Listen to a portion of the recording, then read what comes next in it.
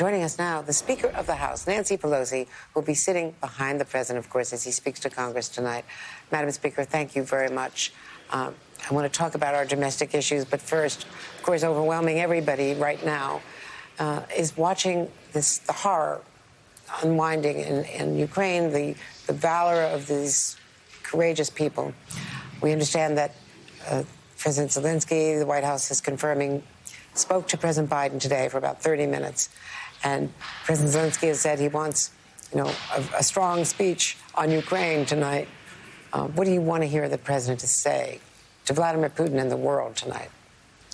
Well, thank you, Andrea. It's wonderful always to be with you. A little over a week ago, a bipartisan group of members of Congress, House and Senate, were at the Munich Security Conference. At that time, we were, again, united as we are now in our support for NATO, for the European Union and their efforts to secure Europe and to support the people of Ukraine. This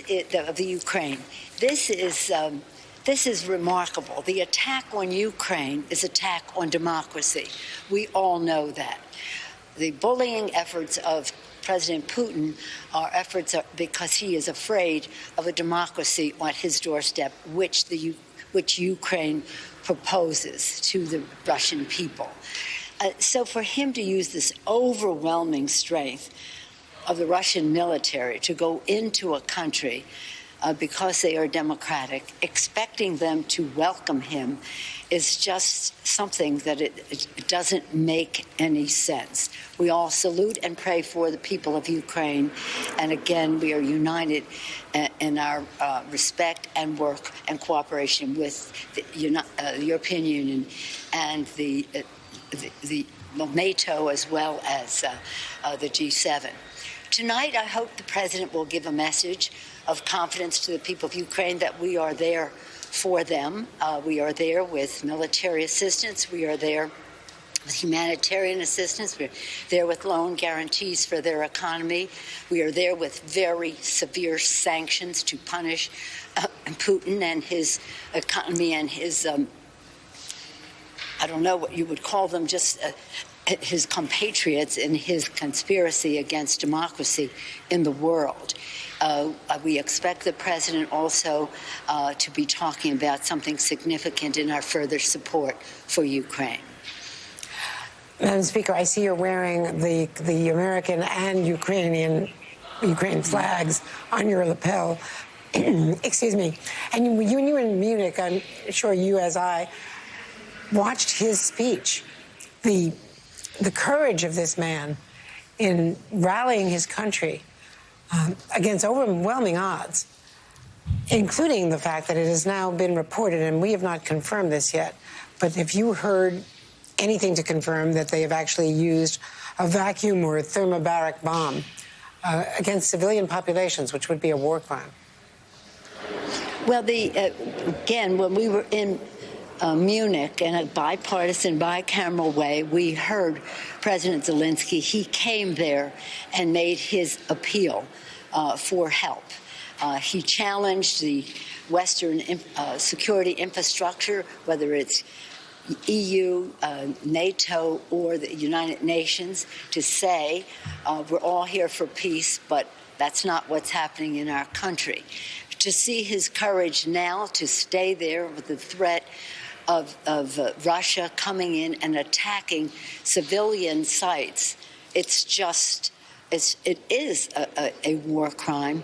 Unfortunately for us, unfortunately for the situation, we cannot go in militarily. We can help in every possible way that we can with assistance, whether it's lethal, non-lethal, humanitarian, economic, and in every way.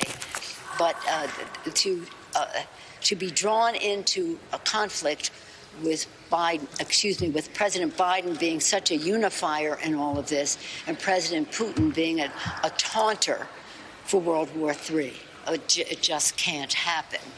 But to see the courage of Zelensky, and not only that, to see the former president, they're not of the same party, but to see the former president on the ground there helping to lead the people of Ukraine is a remarkable thing to see, and just the determination of the people. So we are at a situation in our lives, all of us who've observed war and peace over time and know history, to see that this is highly unacceptable to civilized human behavior. For Putin to go in there and attack civilian sites, to make up stories about them, something must be wrong there, and you would hope that there would be some in Russia who would be a check on him. Fortunately, some of the news is getting through to the Russian people, and you see protesters and demonstrations in Russia against the use of force. But again, they have a closed system, so not everybody knows just yet. I want to move on to the State of the Union, but let me just ask you, you said something is off there, something's wrong there. Yeah. Something wrong with Vladimir Putin? He's been so isolated. He doesn't get advice or take advice from anyone. What do you think is going on there? I don't know what is the matter there. I've talked to heads of state who have met with him, and they just take at face value the evil that he is putting forth as something that we have to deal with. They're not making a diagnosis of his health. Some people say he has cancer, and some people say he has brain fog from COVID. Other people just think he's a complete raging bully. But whatever it is, the people of Ukraine are paying the price for it. And unfortunately, the people of Russia are going to have to pay a price for it in economic terms with the very strictest of sanctions. I want to commend President Biden for the sequencing of events that he has put forth, for how he has worked in a unified way with our allies on all of this, because no matter what happens, whatever Putin may define as a success for him, it is a Pyrrhic victory, because in the long term, Russia will suffer and Putin will fail. Now, the polls show Americans deeply pessimistic about the economy. Inflation is only going to rise with what's happening on the energy front with this war. What do you attribute to that? What the decline in the president's polls, even on COVID, on how he's handled it, what can he do to turn this around? Well, I think tonight's going to be very important, because for people to appreciate what the president has done and that working together with the Congress, they have to know what it is. President Lincoln said public sentiment is everything. With it, you can accomplish almost everything. Without it, practically nothing. But people have to know for public sentiment to. And so, of course, we're very proud that the president has, under his term, 6.6 million new jobs were created. Of course, the private sector had a role in that. The unemployment rate has come down from 6.9 to just under 4%. The issues that relate to the well-being of the American people are being well served. But people still are suffering. They have kitchen table concerns, and that's where their reaction springs from. So I hope tonight that in addition to spreading the word about what good things and why we should be hopeful, you'll hear an empathetic speech about why we're concerned that this has not reached all of America's families. There are kitchen table concerns about paying the bills, whether it's food, rent, credit card bills, the education of their children, their retirement, whatever it is, the same kinds of issues that keep people up at night and affect their opinion as to what the state of the nation is. But there's no one more empathetic than Joe Biden. There's no one who cares more. We are so blessed that he's president at this time, because we do have to build America better, and that's what he is doing.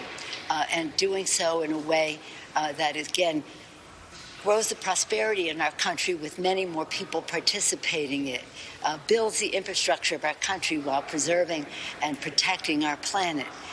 By doing so with equity and fairness in our system. And he has a vision for America that is a big one. It's not all complete, and the message that people have to hear is that he is here for them. Here's what he's done. Here's what he intends to do. And we're not finished until the American people feel the comfort level they need to feel in our economy. So I'm really very, very proud of him. Again, on the global scene, from the global security standpoint, at home, economic security for our families, our values are well served. And tonight will be a great speech. I'm really looking forward to it. And I think it will be pivotal in terms of COVID as well, which has had a direct impact on the attitudes and rates that people give to governance because COVID still has its remnants. But I think tonight will be pivotal in terms of our values, his vision, his plan, his knowledge, and his connection to the American people. Now, I know you've got to run, but let me quickly ask you about that, because the CDC mask guidance, of course, changed last week. Today, D.C. officially lifted its indoor mask guidance. Are you going to be wearing a mask tonight? No, I'm not going to be wearing a mask tonight. If I had little children or if I were around little grandchildren, I would, because some of them would not be vaccinated. Or if I were around a person or were a person with some kind of a condition that would make me susceptible to it. So I think people have to use their judgment about it. But I do think that if people make their own judgment, I make my own judgment, that I won't be wearing a mask tonight. Well, we will all be watching, and thank you so much for your patience today. Thanks. Well, thank you, and thank you for your focus on Ukraine, on democracy, and on the well-being of the American people. Always wonderful to be with you. Thank you. Thank you.